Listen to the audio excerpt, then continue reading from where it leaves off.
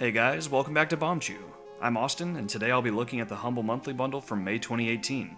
Depending on when this video goes live, everyone is celebrating May the 4th be with you or Revenge of the 5th, but I'm having a happy Cinco de Cuatro or Cinco de Mayo instead, even though celebrating one of those is kind of at odds with celebrating the other. Either way, whenever this video comes out, it's gonna be May. Alright, enough May puns, let's get to the games. This month's Humble Original is Night Club, a multiplayer night brawler. Pick a knight, pick a color, pick a weapon, and fight to the death. You can move, hit, dash, jump, and guard.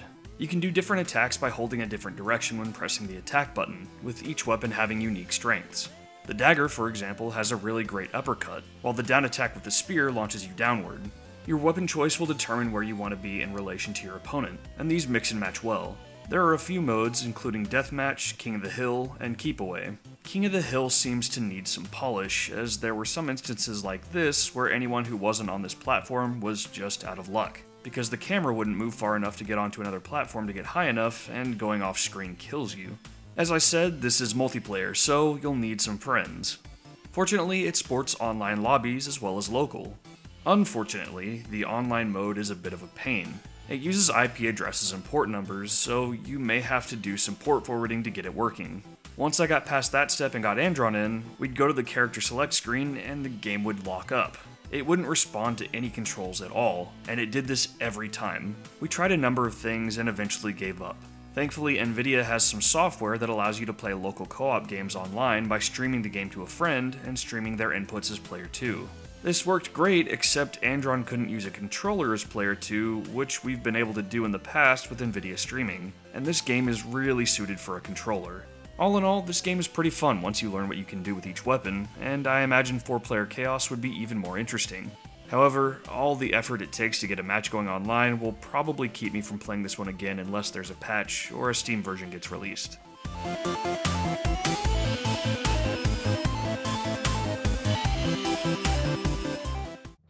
Running with Rifles is an open-world, top-down tactical shooter with a lot of options of how to play. You can play by yourself, you can play against people online, you can even play co-op online. The game doesn't tell you much, but it's simple to get started and you figure things out as you go.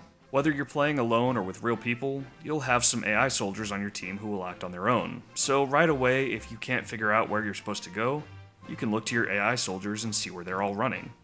Once you find enemies, how you defeat them is up to you. Shoot them, steal their vehicles, climb a building, sneak around, capture their camp, whatever. Kills earn experience, and level ups raise your command level, allowing you to spend RP to call in support. Someone on the other team called in a tank? If you're quick and sneaky, you can steal it. I wasn't quick or sneaky though, so I died.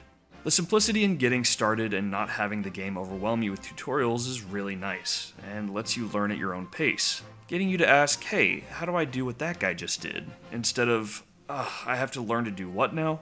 This one is cool. I'm looking forward to playing this with some friends.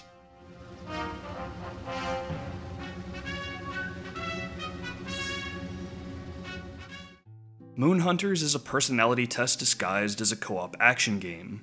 You choose a class and an origin story, and off you go on your adventure.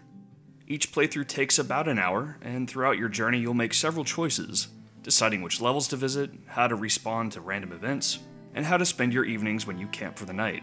These choices affect your stats, but they can have other effects as well, leading to having companions join you in battle, or permanently unlocking languages, classes, and origin stories for future playthroughs. Each choice requires input from every player, though the player with the most leadership will end up making the final decision when all is said and done. However, that doesn't mean the choices other players make are pointless. It informs their story and determines what traits they'll take on, even if it doesn't affect the path the game takes. At the end, your character's story is summarized so you can remember your exploits from any given playthrough. This was honestly pretty cool. You can play solo, but it's obviously made for co-op and plays out a lot more interestingly that way. The music is excellent, and combat works fine, but the choices are what make this game really interesting. There are some performance issues, but I think this is network related, as any time the game hitched for me, it happened for my co-op partner at the same time. I played this with one other person, but I'd love to see how this goes with 4 people. I hope to play this again in the future.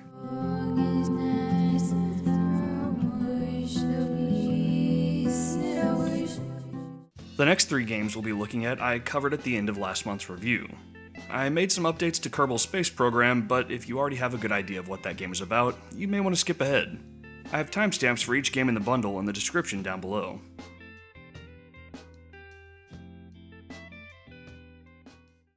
Kerbal Space Program is a silly space flight simulator. Well, silly in tone.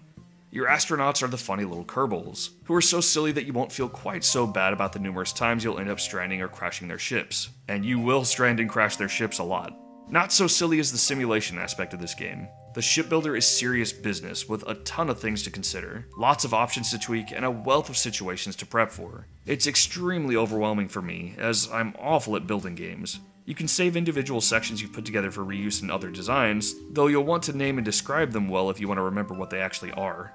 There is seriously so much to work with here. I went into sandbox mode and made this monstrosity.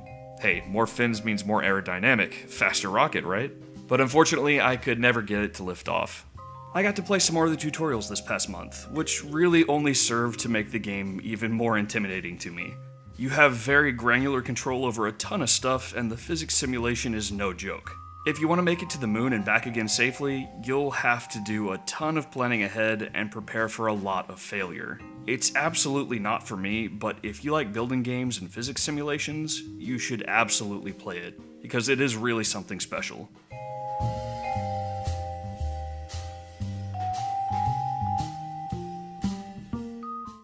Dead Rising 4 is, of course, the fourth game in the Dead Rising series. Frank West is back, at least sort of. He looks like Frank, but he doesn't really sound or act like Frank. Capcom opted to change voice actors this time around, and for some reason, this version of Frank was written to be a colossal asshole, and not in a fun way. He cracks bad jokes when causing pain and suffering to people, and I'm not talking about regular zombies here either. He hijacks his student's story, insists on not helping anybody, and just constantly reminds you that he's an awful person. This is not the Frank West we know and love. Since you're playing as Frank, you have a camera again, which you can use to take interesting pictures for points, as well as journaling important moments to progress the story. It has some other lenses that can be used, such as night vision to see in the dark, and spectral analysis to crack passwords and other miscellaneous uses. Weapon mixing is still around, and of course, it's still the best part of Dead Rising. Explosive hammers, electric axes, whatever you can find blueprints for.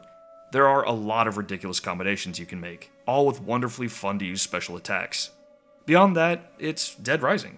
Mow through hordes of zombies as creatively as you like while doing missions and side quests, only this time, the main character and story don't have much going for them, so it's a little less motivating, especially since you're also retreading the same mall from the first game.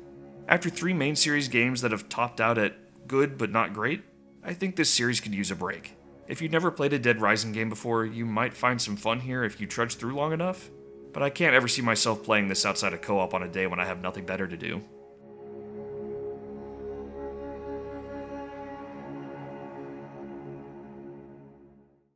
Ruiner is an isometric action game set in a futuristic metropolis. You play as a person whose brain has been hacked and are given the simple mission to kill Boss. Whoever Boss is has a lot of henchmen, and you'll get to use them to learn the controls and game mechanics. You have a melee weapon, but once I got my hands on a gun, I didn't really use my melee much anymore. Your base gun has infinite ammo, but you can pick up stronger guns with limited ammo to pack a punch when you need it. You can dash both to move quickly and evade bullets and other forms of damage. You also have energy, which you can use to power skills and gadgets. Starting off, I only had this shield, which is pretty useful in some situations. Killing bad guys and doing it well earns you karma, which you can use to buy and upgrade skills. Between levels killing bad guys, you get to freely walk around the city, giving you a chance to breathe and take everything in around you. The gameplay is solid, but the style and atmosphere, this game just oozes with style. I just can't tear my eyes away, and the music pairs quite well with it, thumping along as you murder countless aggressors. It has a very Hotline Miami feel to it, though it maintains its own style and identity. I like this one a lot. I'll definitely keep playing.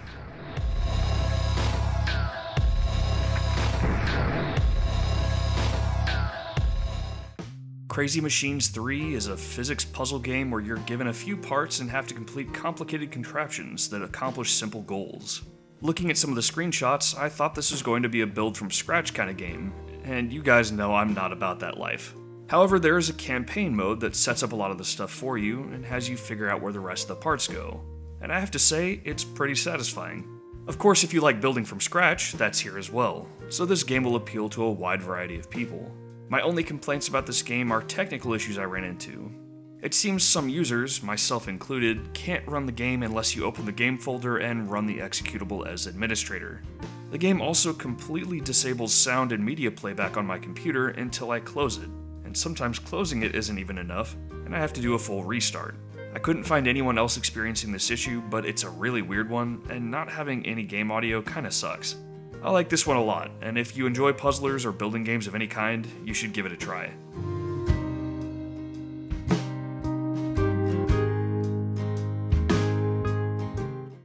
Jalopy is a game where you build, maintain, and drive an old piece of crap car. You put the requisite parts in, fill with fluids, and drive. Along the way, you'll have to find more fluids and replacement parts as your stuff breaks down, and when choosing a route to travel, you'll have to decide between shorter distances with more danger and less helpful stops like gas stations, or longer distances with less obstacles and more helpful stops, placing more wear on your parts. On the road, you can find crates, which you can sell in town to get money to more reliably replace your parts, as well as potentially upgrade them to parts that last longer or perform better. The art and sound design are simplistic and fit well with the control scheme, which is simple, but has a lot of things to deal with and remember. This is another game that took me by surprise, as I'm not all that into cars, but this has just the right level of gameplay to maintenance, with long, cathartic drives up until you see your engine smoking or your fuel getting low. I'm not entirely sure who to recommend this game to, but I quite enjoy it, and I'll be playing more.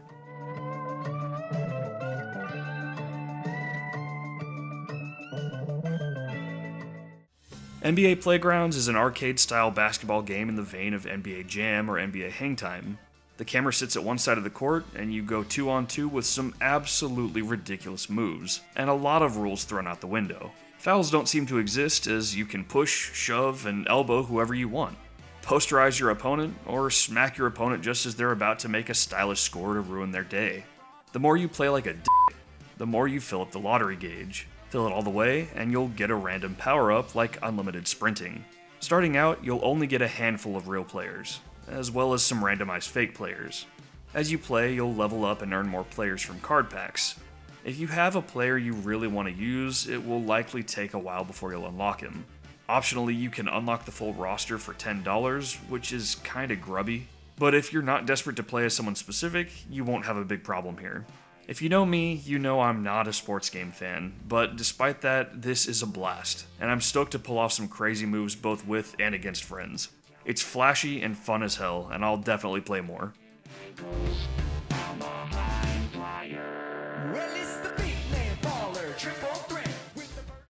So overall, how was this bundle? There was a lot of variety here, and a lot of games that I didn't expect to like based on their genres that I ended up liking anyways. I doubt I would have ever played Jalopy if it weren't for this bundle. I have no idea why Dead Rising 4 is here, other than Capcom must have given Humble a great deal on it. I was a bit disappointed that Humble revealed 6 of the games ahead of time this month. It made my job as a reviewer much easier, as I could get a lot more done ahead of time, but it kinda sucked some of the excitement out of the bundle on launch day. Also, it launched May 4th. How did they not put a Star Wars game in here? So how much bang for your buck was there? Getting all these at full price would cost $185. Getting these at their lowest sale price would cost around $71.50. I wouldn't say I absolutely adored this bundle, but the wide variety of generally strong games carried it well, and I'd say this was a pretty good bundle. Next month's bundle has Destiny 2 in it, so let's take a sneak peek. Destiny 2 is a multiplayer shooter that is intended to be part MMO. It's been pretty heavily criticized since launch for numerous reasons that developer Bungie can't seem to keep up with, and it's gotten a pretty bad reputation over time. I understand a lot of the complaints, and many of them are valid. Some of them I even agree with. However, please don't pull out your pitchforks when I tell you, I actually really like Destiny 2. Now don't get me wrong, it's pretty much failed with its intentions as an MMO. Me and my friends haven't played the game in a few months, but while we were playing, we were having a lot of fun with it. The first chunk of the game is doing the campaign and working towards hitting level 20, the max level without DLC. The story has some flash to it, but it's largely a lot of zooming around and trying to rush through it. Once you're through all that, you get to start trying to pump up your power. Your power rating is an average of the power of all the equipment that you use, and it will matter a lot more than your level. The higher your power, the higher power equipment you'll earn, until you hit max.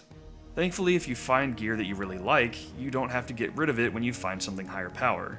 You can use the higher powered piece to power up the piece that you actually like so it doesn't lose relevance. Initially, you'll get power increases from random drops and doing just about anything, but at a certain point you'll find that you can only get power increases from doing weekly quests for powerful gear, which is intended to keep you coming back over time. These quests span a wide variety and are pretty much the core of the game. There's a quest to do public events on a specific planet, which increases player activity for that planet, which is a plus. There's Nightfall, which is a random PvE mission each week, with different modifiers to shake things up, like only being able to regenerate health while running. This one's okay, but if it didn't have powerful gear as a reward, I wouldn't play it. It just doesn't have very much mission variety. There's Crucible, which is the game's PvP mode, and this is where I have a lot of fun. Everyone's power is balanced out, so the only advantage you have is if you're good at killing with the guns, equipment, and class that you use. Finally, there is the Raid, and this is by far my favorite part of Destiny 2. The Raid grants a lot of powerful gear throughout, and is mechanically very interesting. There are a few chambers to pass through, each with a lot of combat, but also with a sort of puzzle. You have to figure out what parts of the room affect what, and even once you've figured out how everything works, you have to work very well together with your teammates to successfully pull off the solution. It takes a lot of time and practice to beat it with a group of entirely fresh members, but it's really fun and very satisfying to complete. The big draw to keep coming back to the game is constantly increasing your power, and unfortunately, once you hit the max power, which doesn't take all that long, there's not a whole lot of reason to keep coming back other than PvP. There is, of course, a DLC expansion, with another coming this month. The first one came with another smaller raid, increased the power and level cap, and added some new story and side missions. But that came out months ago, and in the wait for the next expansion, a lot of people just aren't playing anymore. Once the new expansion launches, my friends and I plan to play again, but I know it'll probably only last us a month or so. If you have a group of friends to play it with and manage your expectations, you can have a blast here. It's not going to be the game you play every day for the next year, but there's still a lot of fun to be had, and I definitely got more than $12 worth of playtime out of it.